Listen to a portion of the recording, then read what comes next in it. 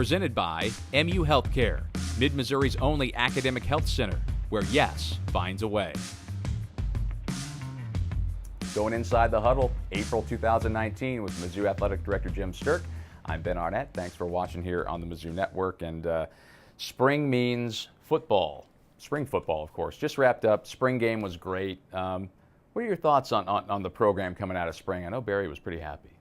Yeah, it was a really festive day. It ended up being a great day, and it was nice. I thought our team looked good. They showed glimpses of some greatness that I think got a lot of people excited, got me excited about it, and I think the newcomers, Kelly Bryant and all, and for him to come out and throw 11 of 13 or whatever, or first 8 passes, whatever the stat was, I think that really gave people a glimpse of what kind of performances we can look forward to in the fall. So overall, I think Barry felt good. I think the people that came had a good time, and I think people also enjoyed seeing the progress on the south end zone. So it was a great day.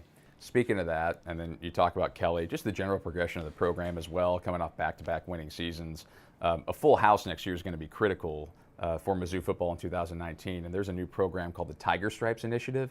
What can you tell us about that? Because we're trying to get the business community involved. Yeah, really. What I had spoken to the chamber a couple times, and they were asking, what can we do to help? And I told them, here's where we could use your support, and so we created a special program for the businesses and their employees to be engaged with football, but also all year long with tickets available for all our sports. So we've created different packages for the larger business, mid-size and smaller, and the ability to have some season tickets, but then also bring groups of people, and footballs and sporting events are turning more and more into a social event, and so bringing groups and having a good time is what we're doing. And so not only for Columbia, but across the state, so we're reaching businesses across the state with the program. So it's a great way to get people engaged and people coming to games and really support the teams. It's another way that, here at Mizzou Athletics, whether it's Tiger Stripe or the new season ticket pricing structure, Show Me 1839, I mean, people, the state of Missouri Tiger fans, we want you to come here. We want you to come to games and support the teams. Yeah, and we have a number of things going on, and we did adjust prices, and we've increased a little bit in the center sections, but then I think 85% of the stadium has been decreased in prices. So there's a lot more affordable areas where you can go, and we did that with the students. We've had to move their section, but we decreased that price and then offered to freshmen. And so right now I think we had 3,000 freshmen sign up for a sports pass, and last year we had 0. So we have a good momentum going there as well. If you're a student, it's just $150, and that covers every single home athletic event all season long, football, men's basketball included. Let's take a moment to recognize Mizzou swimming and diving. That they kind of got lost in the shuffle in the busy spring season, but multiple SEC championships, and just kind of give me your big picture look at the program coming out of this last season, some of the things they accomplished. Yeah, great. Andrew did a great job as the interim, and all the coaches and the student athletes. I think we ended up with 4 All-Americans or something like that. You know better than I, but great performances, 11th in the country on the men's side, and the women, had a down year for them, but still were very, very competitive and a great overall for them. So I'm excited about the future of men's and women's swimming and diving. As we get into springtime, you think Diamond Sports, and especially considering the news they got to start their seasons with these NCAA sanctions. Just how proud are you of the way that those two programs have put their head down and moved ahead? Well, great leaders in both of those sports, and they've really focused on what they have an impact on, and the student athletes are focused. They have got a really good pitching staffs, obviously a no-hitter in softball, and then baseball. The pitching staffs there have done a great job keeping them in games when they're not hitting as well, and then now the hitting is starting to come around on the baseball side, and to take a 2 out of 3 from LSU for the first time ever is quite an accomplishment. those programs are well established, well heeled, and have a tradition. You know, as we talk about those two programs and the NCAA situation, you know, those postseason bans are stayed while the appeal is ongoing. So, you know, they're both in line to make NCAA tournament appearances. And how important would that be for each of those programs this spring? I think hugely important, and that's obviously what you play for. You play for championships and postseason play, and they're like you said, they can go to postseason, and they're ready to do that, and especially if they continue on the trajectory they're on right now. And I know anyone in the SEC right now would hate to play either of those teams, and so I think they've really established themselves as someone to reckon with the rest of the year.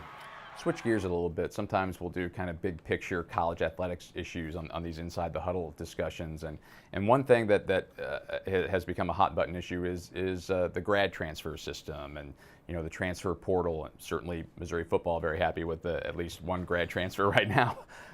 Cassius last year. Yeah, Cassius last. You know, it's been good for Mizzou lately. But you know, are there any things that you see with that system that maybe need to be fixed or changed at all or anything like that?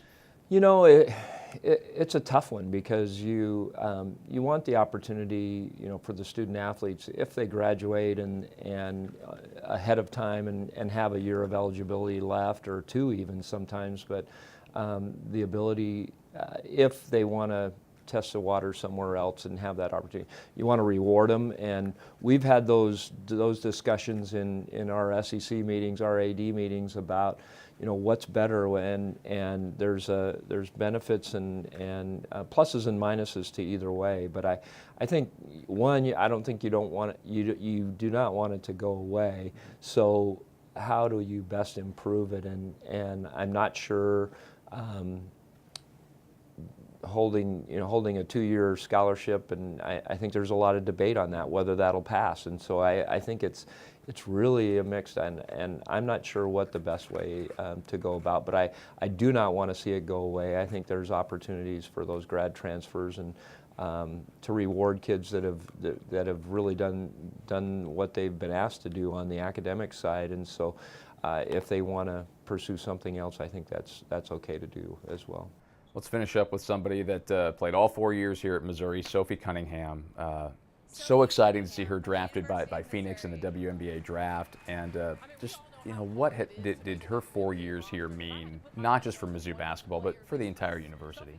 Well, anyone that's met her and knows her, you know, and you see her and she just brightens up the room. And she did that with women's basketball. She really put an additional spotlight, I think, and attention to women's basketball that has allowed Robin to continue to grow the program. I think people know about Mizzou basketball because of that. And the tough thing, how do you replace someone like that? But I know Robin has a great, you know, I know a lot of the players really well, and there's a great group coming back, but you'll miss that person and the way that they did it with flair, and she's been really fun personally as well to get to know her, and I wish her the very best, and her family's just a great group, and we have Lindsay working in the department, so it's a family affair, and it'll continue to be a family affair. And it's as I told Sophie, I said you have an opportunity to go play in the WNBA, but you always have a home here, and I know she knows that. I just have a sneaking feeling that she's not the last Cunningham to ever put on a Mizzou jersey. I think you're right. We'll probably see it again someday, whenever that day comes. Jim, thanks for your time as usual. It's a busy spring, a successful spring. We'll see you again in May. Thank you. Thanks, Ben. Mizzou Athletic Director Jim Sterk going inside the huddle, as we do every month here on the Mizzou Network.